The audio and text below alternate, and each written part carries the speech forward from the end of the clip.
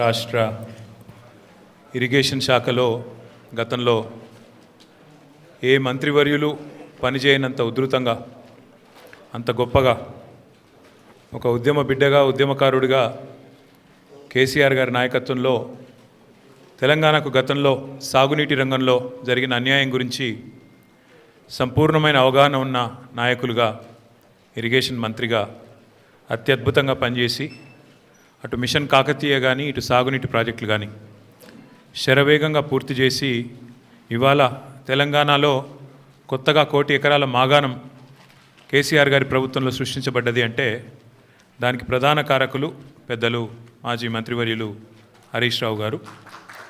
గౌరవనీయులైన party senior నాయకులందరికీ, గౌరవ శాసనసభ్యులు, గౌరవ రాజ్యసభ సభ్యులు, గౌరవనీయులైన సీనియర్ నాయకులందరికీ ఈరోజు ఇక్కడ కాళేశ్వరం విషయంలో వాస్తవాలు మరి ప్రజల ముందు పెట్టడానికి హరీష్ రావు గారు ఇస్తున్న ఈ పవర్ పాయింట్ ప్రజెంటేషన్కి హాజరైన పాత్రికేయ మిత్రులకు నమస్కారాలు.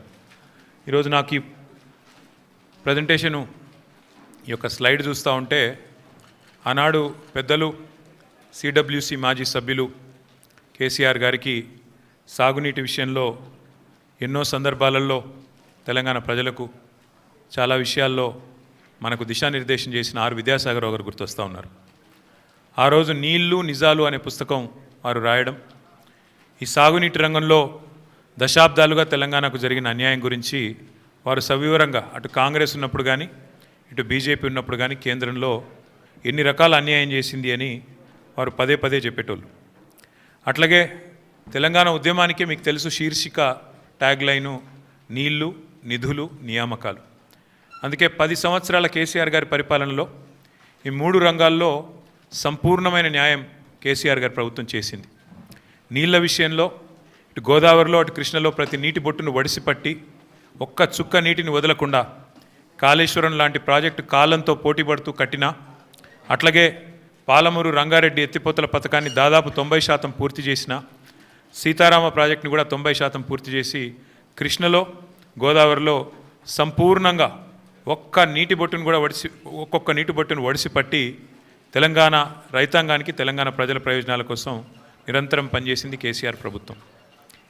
కానీ ఈరోజు నీళ్లు నిధులు నియామకాలు అనే ట్యాగ్లైన్ ఎక్కడో పోయింది. ఇవాళ ఏం జరుగుతుంది రాష్ట్రంలో అంటే నిందలు, దందాలు, చందాలు, బీఆర్ఎస్ మీద నిందలు, బిల్డర్లతో కాంట్రాక్టర్లతో దందాలు, రాహుల్ గాంధీకి చందాలు. ఇది ఇవాళ ఈ కాంగ్రెస్ ప్రభుత్వం చేస్తున్న పని. సిగ్గు లేకుండా ఇవాళ నిస్సిగ్గుగా రాష్ట్ర ముఖ్యమంత్రి కానీ అదేవిధంగా భారతీయ జనతా పార్టీ కానీ నీళ్ల విషయంలో చేస్తున్న దుష్ప్రచారాన్ని తిప్పికొట్టడానికే ఈరోజు హరీష్ రావు గారు మీ అందరికీ వివరంగా సమాచారం ఇస్తారు. అందులో ముఖ్యంగా మిత్రులు నేను గమనించాలని కోరుతున్నది ఒకటే.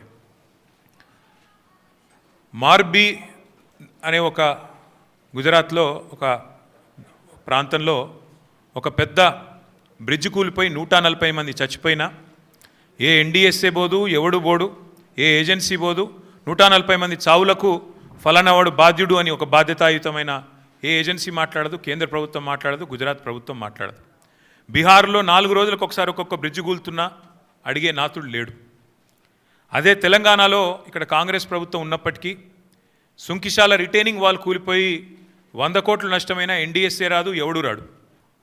అట్లాగే ఎస్ఎల్బీసీ టన్నల్ వీళ్ళ అవినీతి కమిషన్ల కక్కుర్తితో అది నిజంగా మళ్ళీ తిరిగి రివైవ్ చేసే పరిస్థితి ఉందా లేదా అని కూడా సోయి లేకుండా, కనీసం ఆలోచన లేకుండా, ఇంగిత జ్ఞానం లేకుండా పూర్తి స్థాయిలో కుప్పగూలిపోయి 8 మంది చచ్చిపోయి దగ్గర 100 రోజులు దాటిపోయినా ఇప్పటి వరకు ఉత్తమ కుమార్ రెడ్డి మాట్లాడాడు,